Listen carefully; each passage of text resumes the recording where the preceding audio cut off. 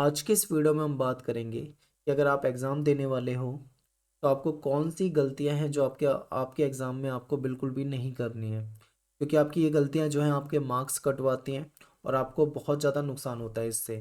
ठीक है, तो आप चाहे प्री बोर्ड का एग्ज़ाम दो या बोर्ड एग्ज़ाम दो, गलतियां तो आपको दोनों ही जगह नहीं करनी होती हैं। ठीक है, तो मैंने यहाँ पे चेतावनी इतना बड़ा बड़ा क्यों लिखा है, तो आप इस वीडियो को पूरा देखो, आपको अच्छे से समझ में आ जाएगा कि आपको कौन सी गलतियां हैं जो आपको बिल्कुल भी एग्ज़ाम में भूल कर भी नहीं करनी है। देखिए, आज के समय में जो कंपटीशन है वो बहुत ज़्यादा है।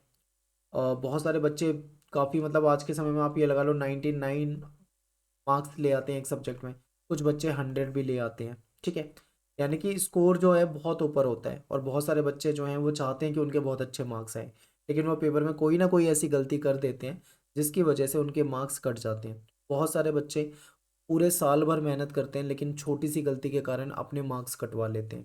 ध्यान से देखें वीडियो को। सबसे पहले देखिए, आप प्री बोर्ड का अगर एग्ज़ाम दे रहे हो तो इसको बिल्कुल भी आपको हल्के में नहीं लेना। ठीक है, इसको हल्के में नहीं लेना, यानी इसको कोई कई सारे बच्चे तो प्री बोर्ड के एग्ज़ाम को सीरियस नहीं लेते हैं। ठीक है, तो आप ऐसी गलती कर रहे हो तो बिल्कुल भी मत करो। बिल्कुल सीरियस होकर आपको इस एग्ज़ाम को देना है। और जैसे कि आप ये समझ लेना कि ये जो आपका एग्ज़ाम है ये बोर्ड एग्ज़ाम है। ठीक है, आपको कोई भी अ, कमी इस एग्ज़ाम में नहीं होने देना है। ठीक है, इसके बाद देखते हैं, बहुत सारे बच्चे सोचते हैं कि यार प्री बोर्ड है, इसके मार्क्स जो होते हैं वो तो जुड़ेंगे नहीं हमारे बोर्ड एग्ज़ाम में, तो क्यों हम इतनी मेहनत करें। प्री बोर्ड में हम एग्ज़ाम दे आते हैं, उसके बाद जो हमारे पास टाइम मिलेगा उसमें हम मेहनत कर लेंगे और जो हमारा फाइनल बोर्ड एग्ज़ाम होगा उसमें हम बहुत ज़्यादा अच्छे स्कोर कर सकते हैं। कई बच्चे ऐसे सोच लेते हैं, तो ये भी आप ना सोचें कि मार्क्स आपके जुड़ें चाहे ना जुड़ें, लेकिन आपको इतना तो पता होना चाहिए कि यही कहीं ना कहीं आपको ये बताएगा कि आपकी पूरे साल की मेहनत क्या है। ठीक है, आपने पूरे साल साल किस प्रकार से मेहनत की है और उसी का स्कोर आपको प्री बोर्ड के रिजल्ट में दिखेगा। तो आपको बिल्कुल एकदम गंभीरता से समझना है इसको और बहुत अच्छे तरीके से अपने पेपर को करना है। अब देखिए क्या होता है, आपको पता है प्री बोर्ड उसके बाद फिर आपका जो फाइनल बोर्ड एग्जाम होता है, फाइनल बोर्ड एग्जाम में आपसे कोई गलती हो जाती है तो आप वो गलती माफ़ नहीं है, क्योंकि आपने फाइनल बोर्ड एग्जाम में गलती की है तो आपके मार्क्स तो कटने हैं। और अगर आप यहाँ पे भी गलती करोगे तो मार्क्स यहाँ पे भी कटेंगे। लेकिन आपको एक चीज़ समझनी है कि हर बच्चे में कोई ना कोई कमी होती है। ठीक है, आपको अपनी कमियां पहचाननी है। जैसे कि मैंने बहुत सारे बच्चों को देखा है कि बहुत सारे बच्चे क्या करते हैं कि जैसे कि पेपर कर रहे होते हैं तो लास्ट में जो उनका एक या दो क्वेश्चन छूट जाते हैं। बहुत सारे बच्चे कम से कम एक या दो क्वेश्चन छोड़ ही देते हैं। ठीक है, तो ऐसी गलतियां हो जाती है बच्चों से कि वो टाइम को मैनेज नहीं कर पाते हैं। कोई ना कोई कमी होती है, कोई बच्चा इंग्लिश में कोई गलती कर रहा है, कोई किसी दूसरे सब्जेक्ट में कर रहा है, किसी को कोई सब्जेक्ट मुश्किल लगता है, किसी को कोई ना कोई कमी रहती है।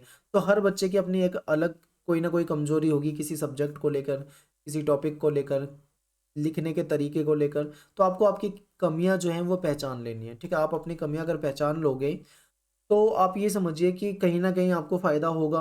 आप उन कमियों पे काम कर पाओगे। ठीक है, उन कमियों को दूर कर पाओगे। जब आपको यही नहीं पता कि आप किस चीज़ में कमज़ोर हो, कहाँ पे आपको दिक्कत आती है, तो आप कैसे मतलब उसको सुधारोगे। जब आपको आपकी कमियां ही नहीं पता होंगी तो आप सुधारोगे कैसे। समझ रहे हो मैं क्या कहना चाह रहा हूँ। तो आपको आपकी कमियां पहचाननी है। ठीक है, एक चीज़ आपको यहाँ पे ध्यान रखनी है कि गलती करने का आपका लास्ट मौका है प्री बोर्ड। अगर प्री बोर्ड में कोई गलती हो जाती है तो फिर भी एक बार चल जाए, लेकिन अगर फाइनल बोर्ड में होगी तो बिल्कुल नहीं चलेगी। तो इसीलिए मैं कह रहा हूँ कि प्री बोर्ड को भी आप उतना ही सीरियस समझना बिल्कुल। ठीक है, फिर क्या होता है भाई कि पेपर में बहुत सारे बच्चे उनकी आदत होती है कि वो क्वेश्चन छोड़ देते हैं, एक या दो क्वेश्चन छोड़ के आते हैं। अगर देखिए आपको नहीं आता है, बिल्कुल कुछ भी नहीं समझ में आ रहा, तब आप छोड़ रहे हो तो चलो वो भी कोई बात है। लेकिन अगर आपको थोड़ा बहुत भी आता है तो आप उस क्वेश्चन को जरूर लिख के आओ। और मेरा तो मानना ये है कि भाई आपको अगर आपका 80 नंबर का पेपर है तो आपको पूरे 80 मार्क्स का ही पेपर अटेम्प्ट करके आना है। ठीक है, तभी आप उम्मीद रखना कि आप एक अच्छे मार्क्स लेके आओगे। अगर आप 2 नंबर, 4 नंबर, 10 नंबर, 5 नंबर का क्वेश्चन छोड़ देते हो पेपर में तो आपके अच्छे मार्क्स नहीं आएंगे, क्योंकि वो मार्क्स तो कट ही जाएंगे आपके। जैसे मान लो 80 नंबर का पेपर था, 10 नंबर का आपने छोड़ दिया, तो आपको 70 में से ही तो मार्क्स मिलेंगे। और 70 में से 70 थोड़ी मिलते हैं, आपको पता है कहीं ना कोई कमी रह जाती है तो मार्क्स वहाँ पे भी कट जाते हैं। तो इस चीज़ का ध्यान रखना है। ठीक है, पूरे के पूरे क्वेश्चन आपको अटेम्प्ट करके आने हैं। और अगर आपको थोड़ा भी पता हो किसी क्वेश्चन के बारे में, मान लो आपको कोई क्वेश्चन है बहुत अच्छे से नहीं आता, बहुत अच्छे से नहीं आता, 5 नंबर का क्वेश्चन है मान लीजिए, आपको नहीं अच्छे से आता, आपको थोड़ा बहुत भी आता है, 2 लाइन 4 लाइन, तो आपको उसको अटेम्प्ट जरूर करना है। जैसा आप कर सकते हो, थोड़ा बहुत बनाकर लिखना पड़े तो भी लिखो, पर आप उसे अटेम्प्ट करो। क्योंकि अगर आपने 5 नंबर के क्वेश्चन को जरा सा छेड़ भी दिया, यानी जरा सा लिख भी दिया, ठीक है, जरा सा भी आपने अटेम्प्ट कर दिया तो 5 में से 1, 2, 3 कुछ तो मिलेगा, लेकिन अगर आपने उसको बिल्कुल छोड़ दिया तो आपको उस 5 में से 0 समझिए। तो ये आपकी सबसे बड़ी गलती होती है यहाँ पे। अगर ऐसी आदत है तो भूल जाओ, क्वेश्चन छोड़ना नहीं है पेपर में बिल्कुल भी, ठीक है। अब यहाँ पे दिक्कत आती है, बच्चे ना आंसर को फ्रेम नहीं कर पाते हैं, यानी अच्छे से प्रेजेंट नहीं कर पाते। अब बहुत सारे बच्चे सोचते हैं कि बड़ा आंसर लिखेंगे तो ज़्यादा मार्क्स मिलेंगे। अब आप ये सोचिए कि मान लीजिए आपको सीबीएसई का आप एग्जाम दे रहे हो, तो आपको वहाँ पे वर्ड लिमिट क्लियर लिखी होती है कि भाई आपका अगर 1 नंबर का क्वेश्चन है तो आपको कितने वर्ड लिखने हैं, 2 नंबर का क्वेश्चन है तो कितने वर्ड लिखने हैं। वर्ड लिमिट आपके सामने है। आप वर्ड लिमिट को क्रॉस करने की कोशिश ना करो। एग्जाम्पल, बहुत सारे बच्चे सोचते हैं कि ज़्यादा बड़ा आंसर लिखेंगे तो हमको ज़्यादा नंबर मिल जाएंगे। मैं आपको एक एग्जाम्पल देता हूँ। मान लीजिए 1 नंबर का आपका क्वेश्चन है और सीबीएसई ने कहा है कि आपको 10 वर्ड से ज़्यादा नहीं लिखना है। लेकिन अगर आप महान हो, आप धुरंधर हो, आप उसको 20 वर्ड में लिखते हो, आप उसको 30 वर्ड में लिखते हो, 40 वर्ड में लिख के आते हो, तो क्या टीचर आपको खुश होकर कि आपने बड़ा आंसर लिखा है, एक की जगह क्या आपको वो 2 मार्क्स दे सकता है टीचर? सोचिए, जब वो 1 मार्क्स का क्वेश्चन है तो टीचर एक से ज्यादा तो दे ही नहीं सकता। तो फिर आप इतना बड़ा आंसर क्यों लिखते हो? जब भी हम बहुत ज्यादा बड़ा आंसर लिखने की कोशिश करते हैं, यानी वर्ड लिमिट से बाहर जाने की कोशिश करते हैं, तभी हमारा पेपर जो होता है वो लास्ट में 1 या 2 क्वेश्चन छूट जाते हैं। बच्चे जो टाइम मैनेज नहीं कर पाते, उनकी सबसे बड़ी कमी यही होती है कि वो वर्ड लिमिट को ध्यान रख ही नहीं पाते। और ऐसा क्यों होता है? क्योंकि वो प्रैक्टिस नहीं करते। तो सबसे बड़ी कमी आपकी प्रैक्टिस की है। तो एक चीज़ आपको ध्यान रखना है कि पहले से ही आप कम से कम 1 या 2 या 3 4 जो सेट होते हैं, पुराने पिछले साल के पेपर हो या आपके सैम्पल पेपर हो, कम से कम 1 2 3 सेट आप घर पे भी करके देखो, ठीक है। घर पे जरूर करके देखो ताकि आपको पता लग पाए। और देखिए, एक चीज़ यहाँ पे ये भी है कि आपको ना आंसर में क्वेश्चन का आंसर लिखना है। क्वेश्चन आपका कुछ और पूछ रहा है, आपको उससे मिलता जुलता कुछ पता है, आप वही लिखने शुरू कर देते हो। तो यहाँ पे ऐसा नहीं चल पाता है, ठीक है। टू द पॉइंट आपको आंसर देना है। जो आपसे क्वेश्चन पूछा जा रहा है आप उसका आंसर देने का प्रयास करें, ठीक है, उसका आंसर देने का प्रयास करें। ना कि आप उसमें कुछ ऐसी चीजें लिखने की कोशिश करें जो बना बनाकर, मतलब जो क्वेश्चन से संबंधित नहीं है, अगर आप वो भी डालोगे तो फिर आपके वहां पे नंबर कट जाते हैं। टू द पॉइंट आंसर दो, सटीक आंसर देना है। जो आपसे क्वेश्चन में पूछा जा रहा है बिल्कुल सटीक आपको वही लिखना है, ठीक है। वर्ड लिमिट मैं आपको बता चुका हूँ, आपको बिल्कुल ध्यान में रखना है। कोई क्वेश्चन आपको पेपर में छोड़ना नहीं है, ठीक है। सारे क्वेश्चन आप अटेम्प्ट करके आओगे। अपनी कमियां पहचान लो।